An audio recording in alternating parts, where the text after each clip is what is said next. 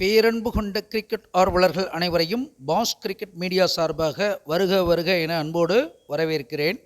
நாம் கடந்த T20 போட்டி 2024 நாம் கணித்தது மொத்தத்தில் 90% வெற்றி அடைந்திருந்தோம் அப்படிங்கிறத தெரிவித்துக்கொள்கிறேன். 8 அணிகள் 32 மேட்சஸ், ஒரு வின்னரை தேர்ந்தெடுக்கக்கூடிய TNPL போட்டிகள் கோலாகலமாக நடந்து வருகிறது. அது தொடர்பாக நாம் பார்ப்போம்.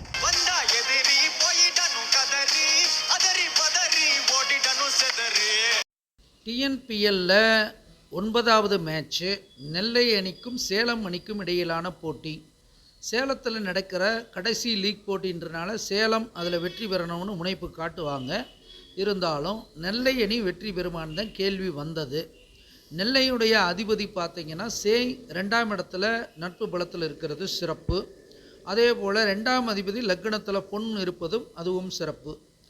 ஆனால் SKM அதாவது SS சேலம் ஸ்பேட்டன்ஸ் பார்த்திங்கன்னா 3ஆம் அதிபதி உச்சமாக லக்னத்தில் உட்கார்ந்துருக்கிறது. நல்லா அவங்களும் தைரியமாக விளையாடுவாங்க, குழப்பம் இல்லாமல் தெளிவாக விளையாடுவாங்க, எந்த மாற்றமும் இல்லை.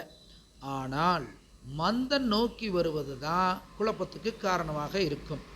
ஆனால் இவங்க NRKவை பொறுத்தளவுக்கு சேய் நோக்கி வருவது அதிரடியான ஆட்டம் சிறப்பை தரும். சேலத்துடைய லாபஸ்தானத்தில் பாம்பு இருக்கிறது, சேலத்தோட வெற்றி வாய்ப்பில் தடை பின்னடைவு.